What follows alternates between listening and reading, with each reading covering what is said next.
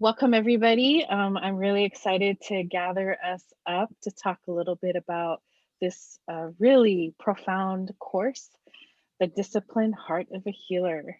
My name is Raynelle. I am one of the facilitators and co-creators with my mentor, Tereza, Iñiguez-Flores, who is not here with us today, but always with us in spirit. I'm coming to you with two participants who have gone through the first program of Disciplined Heart, and I wanted to create the space to open up and share some dialogue of what that experience was like and shine some light on them. They're amazing people and amazing spirits, and I wanted to give that space here and hopefully help those of you who are interested in this course identify with it and find yourself somewhere on that path.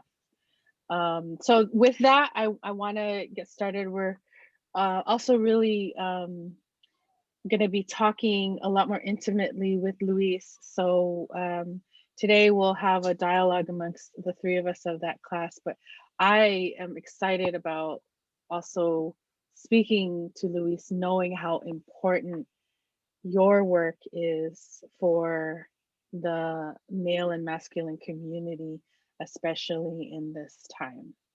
So I'm going to go ahead and pass it off to uh, one of you. If go ahead and introduce yourself, and then we'll get started with this dialogue.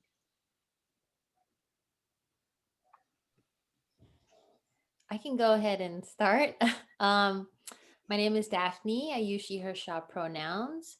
Um, really excited to share my experience. Is something very different than I've ever experienced before in terms of attending courses specific to spiritual wellness, healing, and inner work.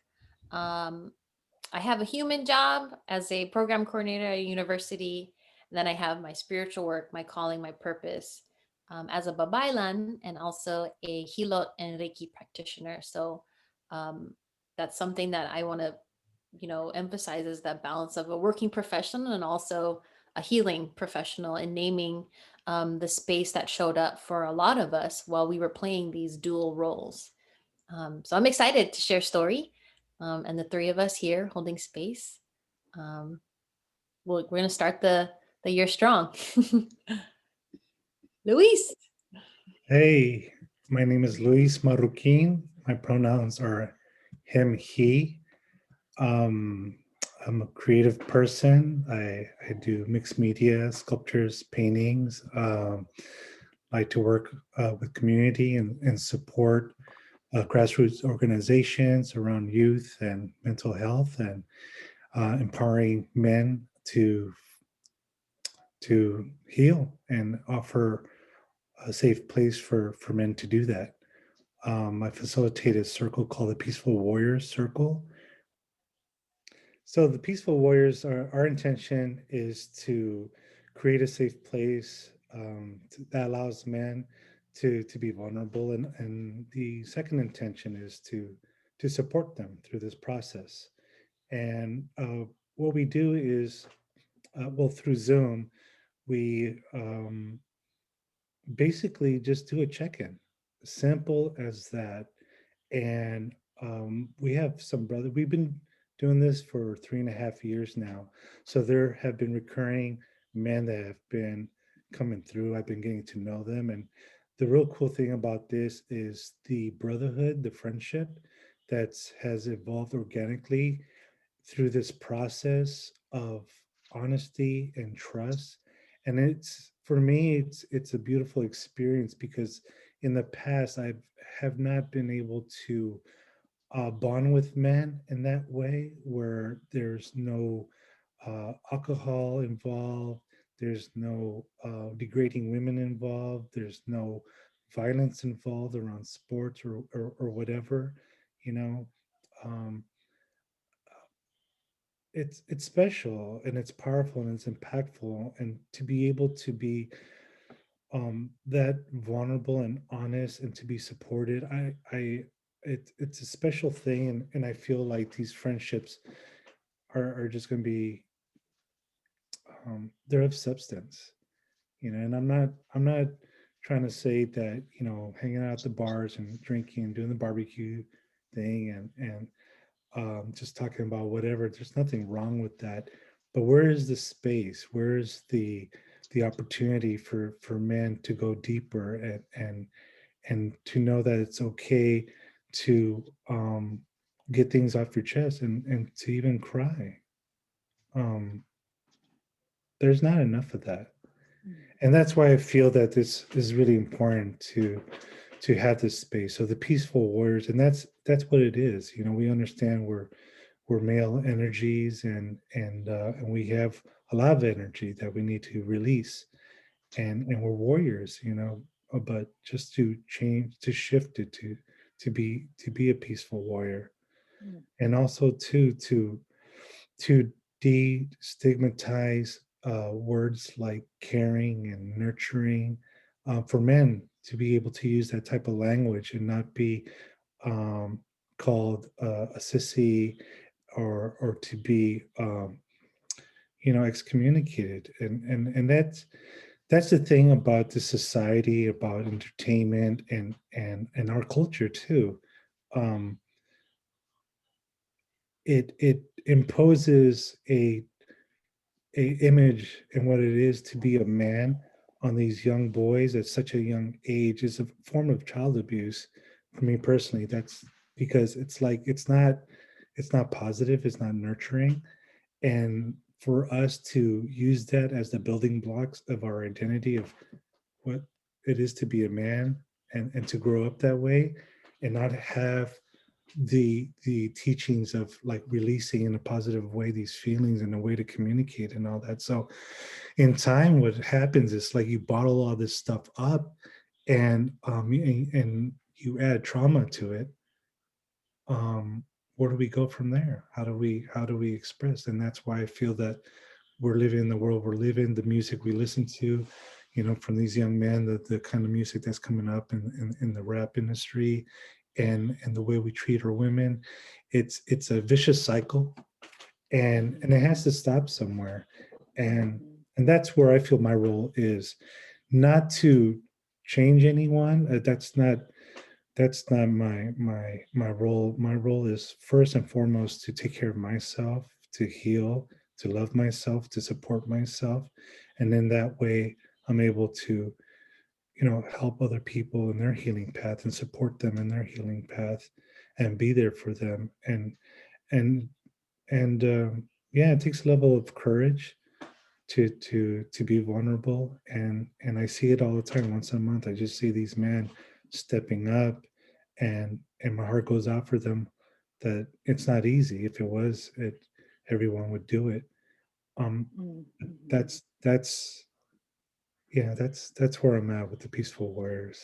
Oh, it's such a beautiful and important work. And just thank you for answering that call for yourself and committing to that role.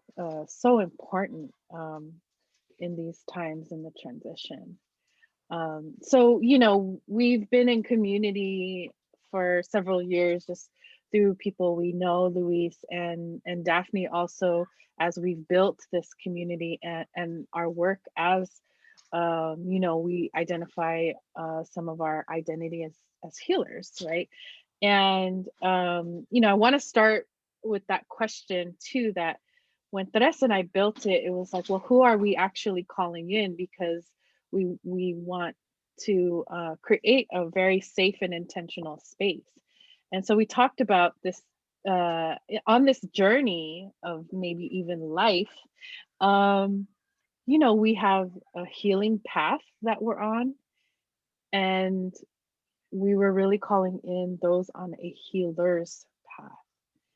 So for both of you, before seeing this opportunity to come into community and um, do this work, where were you? Where did you feel like on the healing path or the healer's path?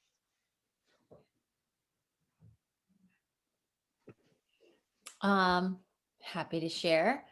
Um, for me, it was definitely in the moment of shifting around, um, the dialogue around credibility. What does credibility mean? How does that show up? What certifications does a person have to have? Or, how many seminars does a person need to attend? And da da da. And I got to the point where I understood that actually being on the healer's journey is centered around decolonizing those spaces, centered around decolonizing the identifiers and the labels around certifications. And for me, I understood that I was on a healer's journey once I knew that there was an understanding and that I don't know. I know, but I don't know. I think that was the powerful piece, because I understood that when I was on a healing journey, I was always in a search of knowing, and then that was it. Knowing, learning something, checking off a box. But on the healer's path, the healer's journey, it is centered around you're constantly being a student. And as much as we say we know, we really don't know. And I think that wisdom and that awareness of knowing things beyond and bigger is what um, pushed me towards this course. And right now, as one of my prosperity coaches, prosperous Panay coaches, was like, "You're really there." Um, and that's the other part of it too, is understanding that this process for me to know that I'm on a healer's path is also centered around the community support, also centered around other people seeing what I was feeling without me even saying it to others. That's the value of understanding the healer's path, where I didn't have to explain. I knew what I felt. And then I had someone, as a mentor or as another healer, another Panay healer to name, I see you, I feel you. I don't have to say anything else, but to know that this is something that there's a door is opening for you. And then to be able to say yes was not only affirming for myself, but also affirming for the work that I've put into myself. And also the work that, like, all the messaging I've been getting from ancestors and spirit of just like, this is real. This is, the validation. And then the process of the work that I've been doing around, healing and energy work and heal and all that stuff and ancestral guidance, the question always came back to who's healing the healers? Like, who's supporting the healers? And then again, it brought me back to see, these are the questions that push us towards the healing path versus the healer path. On the healer path, we're having this greater dialogue outside of the ego, outside of the human, that is centered around. Now we're starting to bring in our human, our ego, and our higher self. And we understand in order for us to get there, it's that community, it's that kapwa, it's the community seeing self in another person. So um, I'm just grateful for, the process that's been unfolding. And again, the healer path is focused on the internal, also the external community support. Wow, Daphne, that's I love it. I love everything you said because I'm feeling that. I'm not a very um intellectual person with my words. I'm more of like I feel and I really come from experience, you know, and I love what you said about like you don't know kind of thing. It's humbling because I feel like before the cohort, um I've already been putting in 3 years with the Peaceful Warriors. That's the first circle that I've facilitated, and it was very humbling because in the beginning I'm like still trying to figure myself out and trying to hold space and like feeling like the imposter syndrome, which we've talked about in the course, and that was really helpful, to go through that word and everything that's connected to that word and how each individual in the cohort felt about it and it's great to hear other perspectives, and it's great to know that I'm not the only one feeling this way and that we all have our different ways to kind of vibe with it, to understand that, it's part of the process. Everybody goes through this. Every healer on some level goes through it where you question, like, man, things are getting really heavy in my personal humanism, and I don't know if I could hold this. And that's the great way of, like, you know, for me personally, it's like once I tap into spirit and understand that it's the abundance of the light and the love, and it humbles me, and I'm able to step up and go and facilitate a circle and go there to answer a call from a brother that's going through it, or to make my rounds and make sure that everyone is, we've got our accountability that we do, and I'm able to do that because my spirit um takes me out of my ego, out of my humanism, for to support the work that I do, to understand that I am supported by a higher power, and that there's a level of awareness that comes with all that, constantly being aware, like, oh, okay, what's going on here, what's happening, what's really going on, why am I really feeling this way,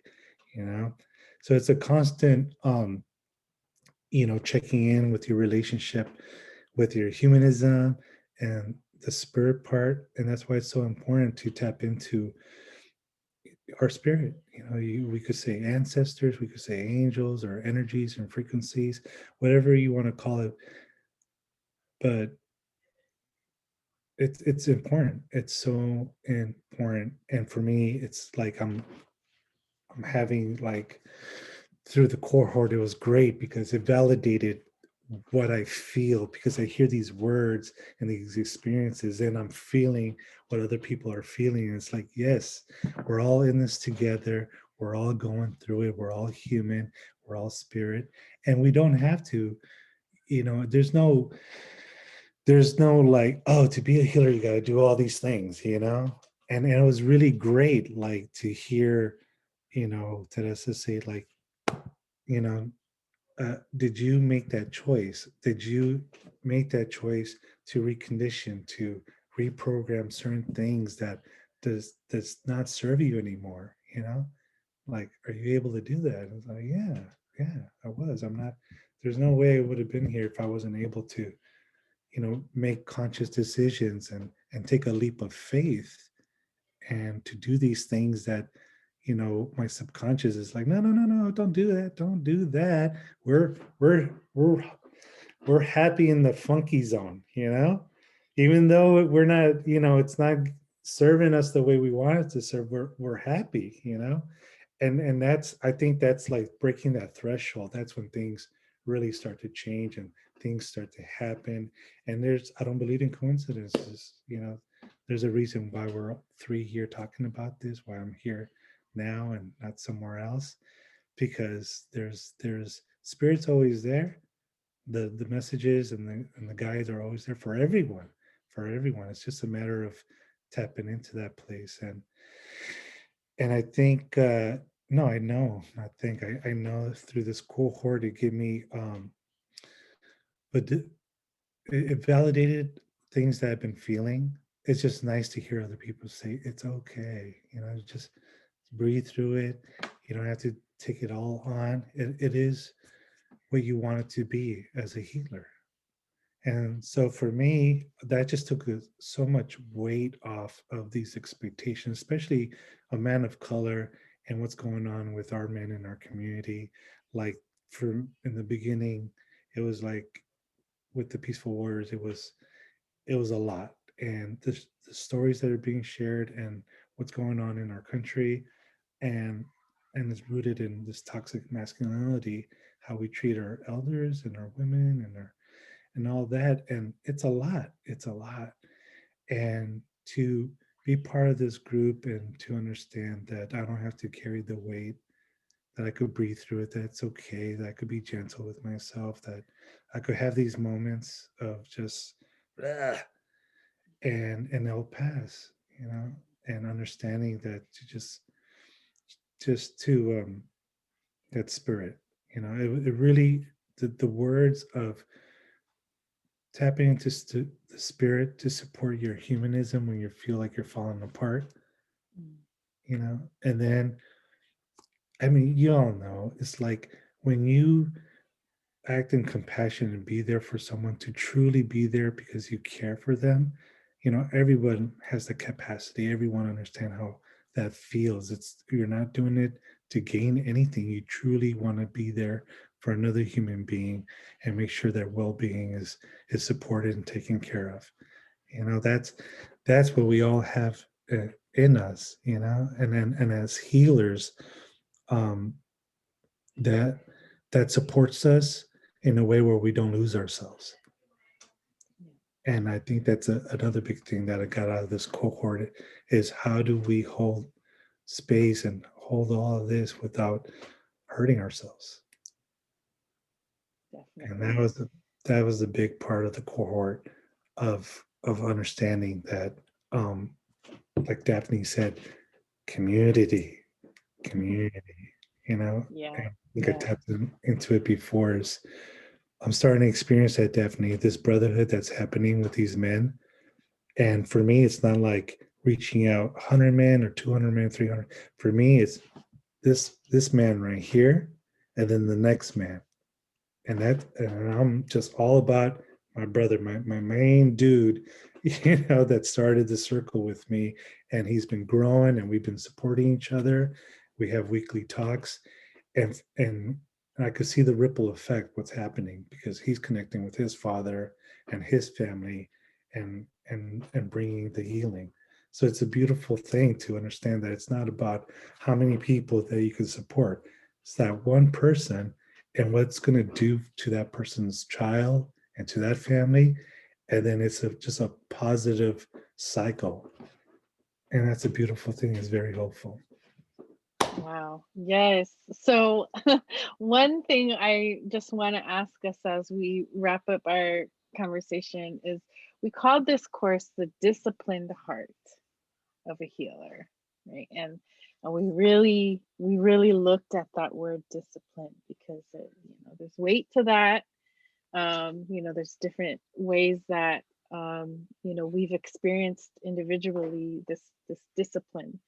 Um, but we did say, yeah, it's really important, and as the thread connecting our journey to what I call like really amplifying our ability to hold space and do the work that we're called to do.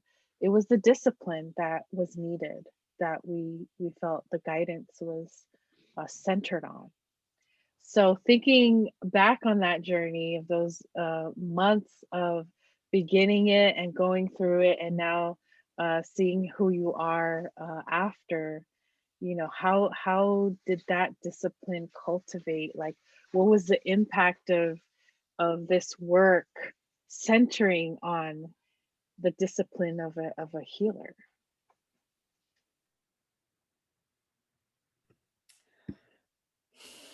Well, when I first knew that, this course is a course, right? To name that it includes curriculum and there's material and there's questions and, there's learning dynamics, building relationship with new people, many people. I think our cohort was 11 or 12. Um, and then naming kind of the experiences around even the word courses, right? In that, in terms of academia or human work, is there's expectations, or there's these, again, the checking off the labels or the boxes, or being a studious student, um that was my first initial reaction of like, I have to be disciplined and I have to do all of the material the way that I think I'm supposed to, because education has taught me to do da da da da. And then um, it actually took me to a space of reflecting back on my own, insecurities, or trying to fit into a system that didn't work for many queer and trans folks of color around education, people of color, like of terms of like reading comprehension, and feeling like I wasn't smart enough to understand the material. And then I actually had to decolonize myself in that space of like, but wait, this is different. The discipline doesn't necessarily mean you have to follow the guidelines, check the boxes, and answer all the questions. The discipline actually requires you to sit back and have that conversation of what's showing up for you when you're reading the material. That doesn't mean you're not being a participant if you're not writing down the material or answering the questions in this specific way. But the discipline was by actually having that dialogue internally within your heart space. That's discipline.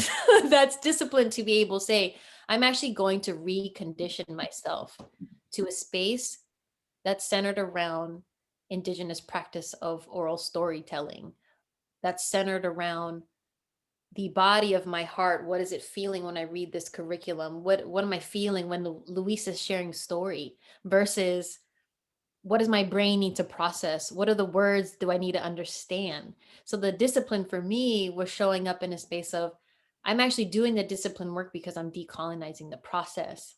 Um, and yeah, and it's serious stuff. Like we are talking about some topics that finally for, you know, Black, Indigenous, folks of color, queer and trans folks, it's a space for us to finally be heard, be validated, share story without having to, you know, put things in boxes or having to over explain our identities or our stories and our histories. It is more so centered around the moment of the feeling of healing, that was it, that every life call was so unique because we understood each other. It was so unique because we were all in the shared story.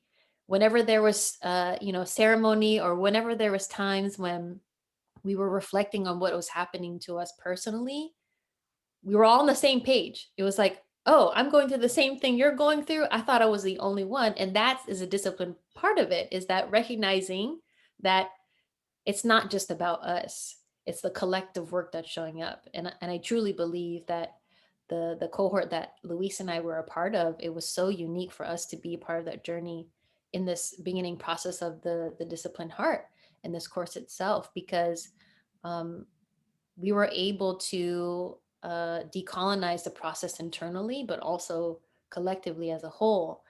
And yeah, the material's there because it's important. It's important because, again, we're having the dialogue with what our human needs to know, what our ego needs to know. And then the life calls was just the powerful part. It was showing up when we needed to show up, when we could show up, even if we couldn't show up on the life call, it was still showing up spiritually. It was still showing up.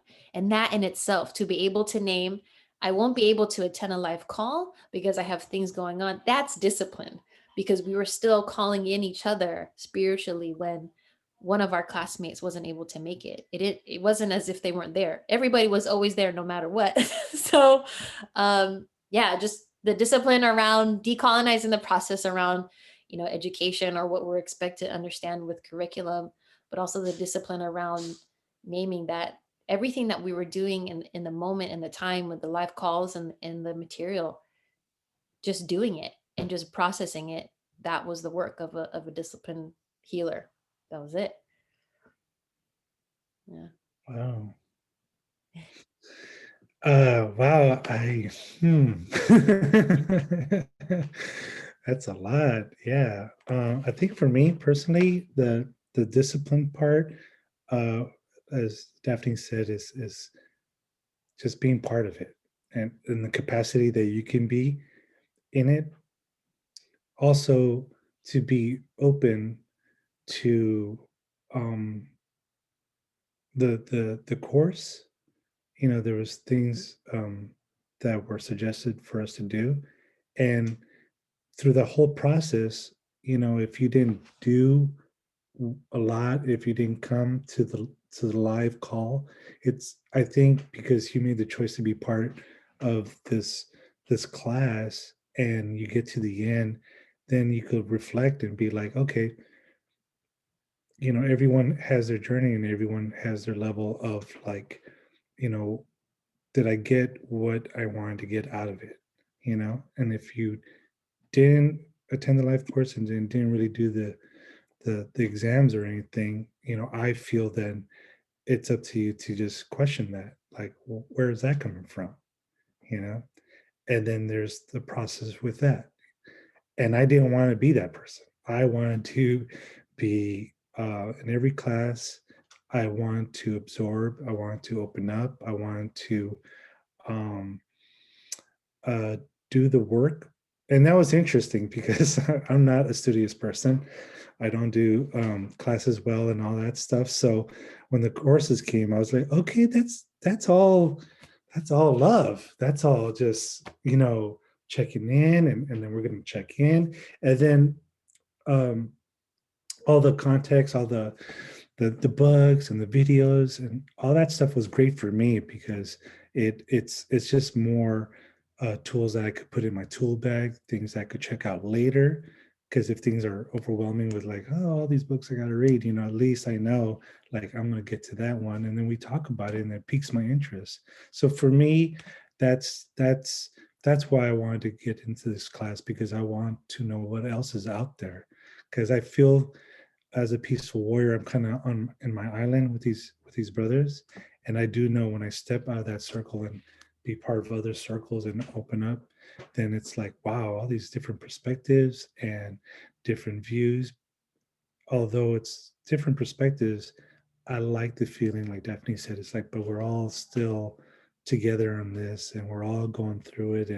And towards the end, it was love. It was nice, that we were all there, and we were all concerned for what people are going through and being there for them. And that that for me was beautiful. And I think what I got was towards the end, it's like, yeah, cool. I made every class. I participated as much as I could, and I sat back as much as I could to absorb and hear and be there.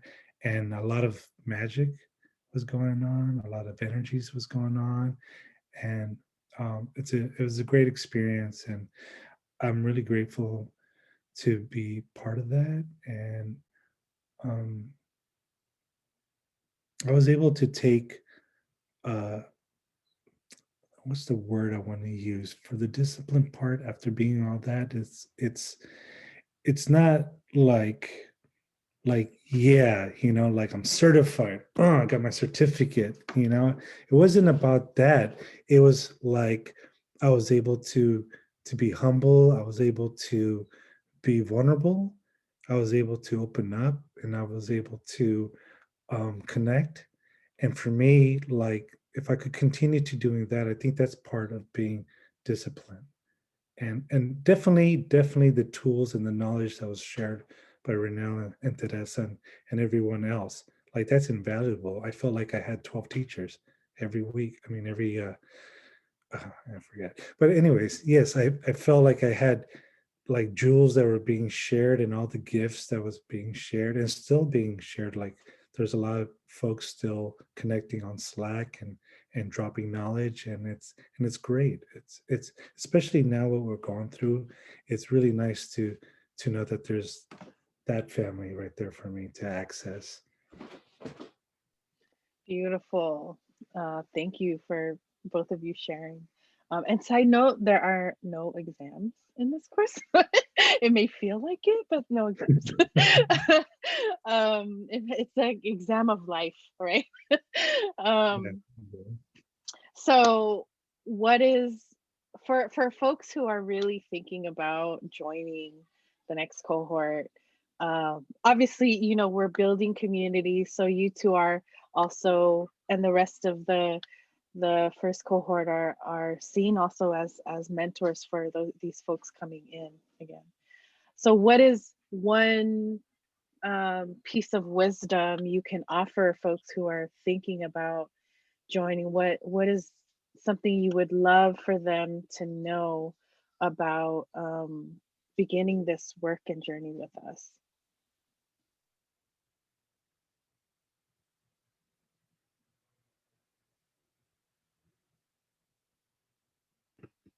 So many things.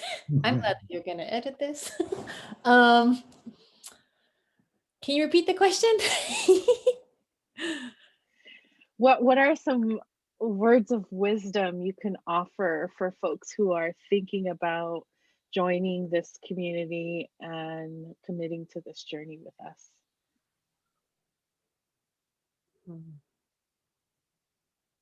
um, I want to jump in here real quick. The wisdom I will share is what was shared with me by my partner, to step in with no expectations, but with an open heart. That's amazing. Hmm. This might seem very simplistic, but to name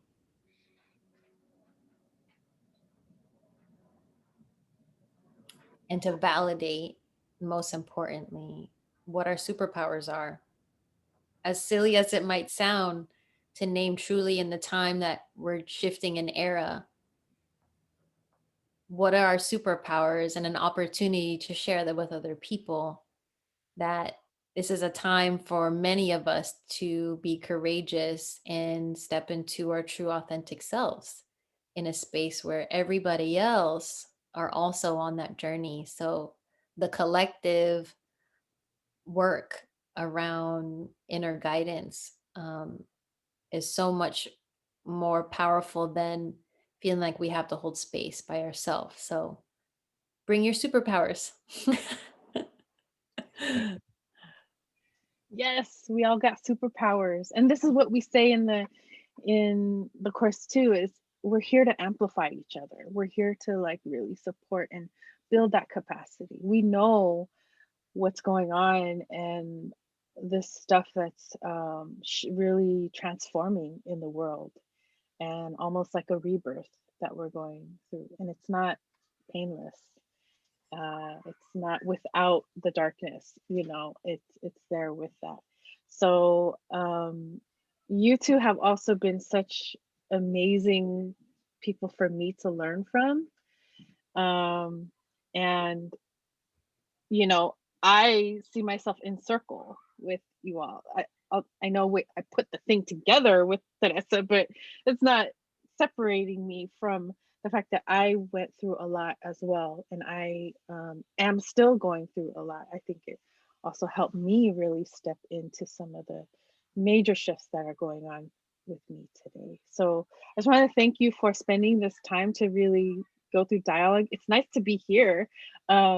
You know, kind of like an extra healing circle for us, and to share your work, and really invite in the next round of healers and self-identified healers of color out there, the important work, and to just keep building this. We will sign off for now, but definitely if you have any further questions about joining the course, if you want to connect with Daphnee or Luis, we'll leave some information there. And we really hope that those of you watching this are watching because you're called to it, and that you find resonance within us, and that we're ready to hold space for you during these times and to amplify your journey. All right. So with that, we're going to sign off, and be well, everybody. And thank you for listening. Thank you. Thanks.